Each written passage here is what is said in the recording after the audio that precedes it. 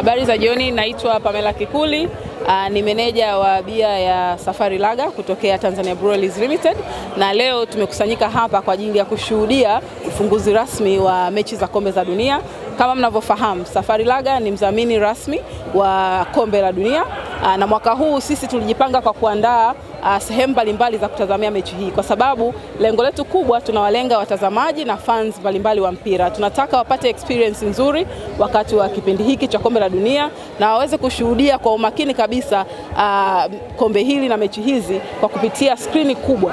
Kwa hiyo sisi tumeamua kwamba tutaleta kombe la dunia Tanzania kuhakikisha kwamba Watanzania wote wanapata nafasi ya kuwa katika nafasi hii, na kwa kutumia bia yetu Safari Lager tunatoa zawadi mbalimbali za kuhakikisha kwamba tunaendeleza kuleta shamra za kombe hili la dunia. Kwa mwaka huu kwa mfano tumekuwa tunatoa zawadi mbalimbali kama TV kupitia draw ambazo tunazifanya kila wiki. Pia tunatoa airtime, na kikubwa kuna jezi rasmi ambayo watu mbalimbali wanaendelea kushiriki kwenye kutumia bia ya Safari wanaweza kujishindia, kama hii jezi ambayo nimeivaa. Na jezi hii ni smart jezi. Smart jezi maana yake ni kwamba ukiscan inafungua kwenye ukurasa wa Safari, na pale unaweza kuendelea kujishindia zawadi mbalimbali. Kwa hiyo hapa siku ya leo sisi tumeandaa experience nzuri ya kuja kuangalia mechi hii, na tunawaambia Watanzania waendelee kufuatilia bia ya Safari ili wajue sasa mechi zinazofuata tutakuwa wapi. Leo tumeanzia hapa kwa maana ya ufunguzi wa tournament. Kwa maana mtakuwa mnazunguka maeneo mengine au itakuwa ni hapa mwanzo mwisho mpaka finali? Yaani hata kwa leo hii tuko sehemu tatu, tuko mikoa mitatu ambayo tunaonyesha kombe hili.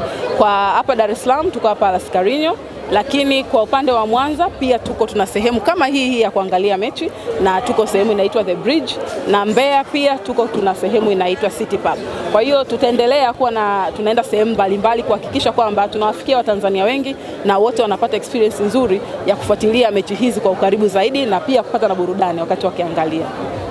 Lakini pamoja na yote mmekuwa na kampeni ile ya safari ya mabingwa kusaka vipaji na kuviendeleza. Labda kupitia kombe hili la dunia mnawapa platform gani kuweza kuhakikisha nao waweze kujifunza katika mechi za kombe la dunia, jinsi wanavyocheza kama wachezaji wachanga? Kupitia Safari Cup ambao ni shindano tulikuwa tunafanya kusaka vipaji, tulizunguka mikoa mingi na tukapata vipaji, na mpaka leo hii wachezaji 16 wamesajiliwa rasmi kwenye timu mbalimbali.